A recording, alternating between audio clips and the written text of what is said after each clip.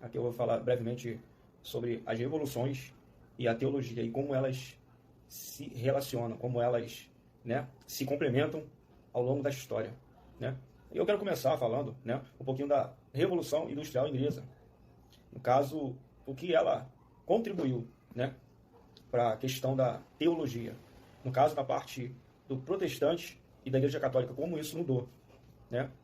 No segundo período, na metade da Revolução Industrial, né, tem um artigo de Max Weber, que traz um pouco da teologia calvinista em relação a conhecimento e prosperidade. Nessa época, eu notava que o protestante, ele visava, né, bens materiais, né, porque a teologia de Calvino, ele vem trazendo isso, né, que dentro da Bíblia diz que Deus é o dono do ouro e da prata, e assim, o protestantismo cria que aquele que segue a Deus, ele deveria ter dinheiro também, né? Então Max Weber, ele fez um estudo comparando, né, as duas vertentes, o protestantismo e a Igreja Católica, no caso os católicos. E de acordo com o estudo dele, ele notava que o protestantismo, as pessoas que seguiam essa linha teológica, elas estudavam mais, né? Elas procuravam aprender ali em relação aos maquinários da Revolução Industrial Inglesa, para que eles pudessem trabalhar, obter recursos. Já quem era católico já não se ligava muito em relação ao estudo, né? A aprender. Então, notava-se que quem era da linha protestante, ele crescia, ele tinha os melhores empregos da época. E quem era católico, não. Isso é segundo o estudo Max Weber. Mas a gente nota que o capitalismo e, por assim dizer, o cristianismo também andaram lado a lado, né? E uma das denominações que seguiram essa linha, né, da Revolução Inglesa, no caso a Revolução Industrial Inglesa, é a Igreja Metodista, né, de John Wesley, né, a Wesleyana também, né, vai dizer no envolvimento da Igreja Católica, da Igreja Metodista, perdão, sobre as questões relevantes da sociedade, né, eles tinham uma visão voltada para a humanização, né, o combate à escravidão, né, a luta por salários dignos para os operários, fornecimento de ensino básico para as crianças, né? Isso tudo ocorreu na Revolução Inglesa, na Revolução Industrial Inglesa.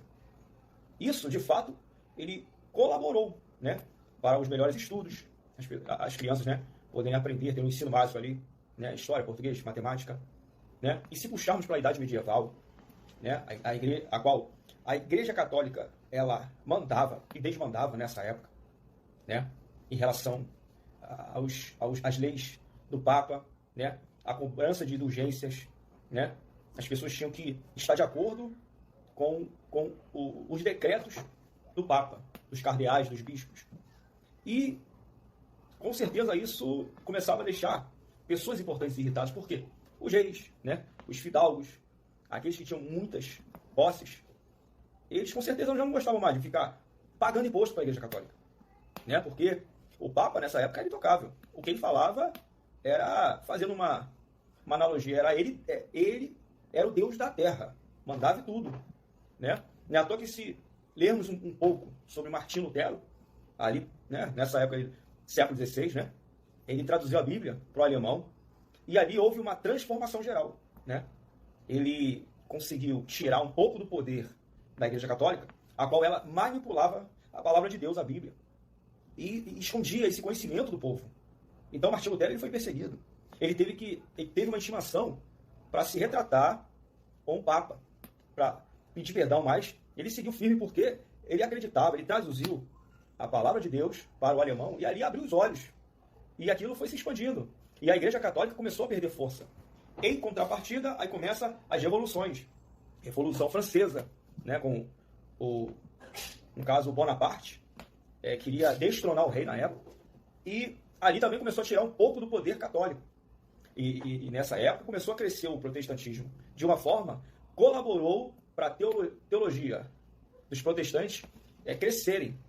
Visto que, se não tivesse essas revoluções, a Igreja Católica ia dominar a Europa, né?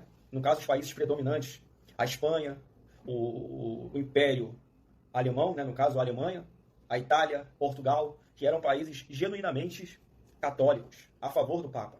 Então, essas revoluções começaram a contribuir para que o povo pudesse viver melhor, né?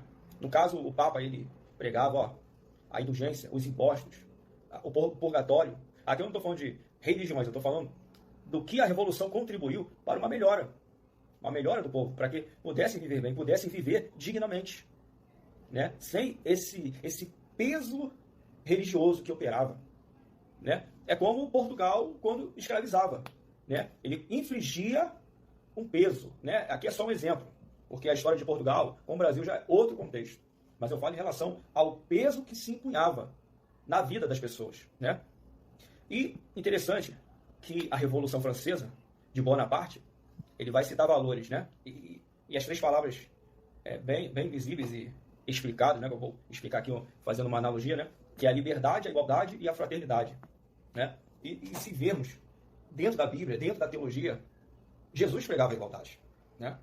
Jesus pregava que o segundo maior mandamento é amar o teu próximo como a ti mesmo. Então, ele pregava a igualdade, ó. Um pecador e um justo, para Deus é a mesma pessoa, né?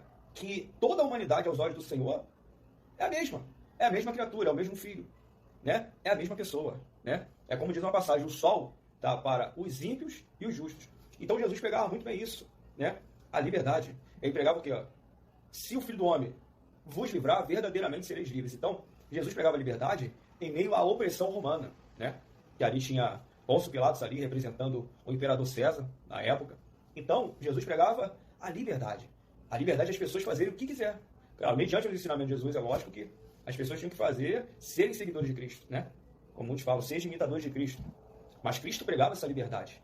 E também fala da igualdade, que é praticamente ali o que Jesus pregava também, né? Que, mediante ao Pai, todos são iguais. Todos são iguais, né? Quando você ama o teu próximo como a ti mesmo, você quer o bem para você e também você vai querer o bem para o teu próximo, né? Então, também a parte de fraternidade, né? Provérbios muito bem vai dizer sobre isso.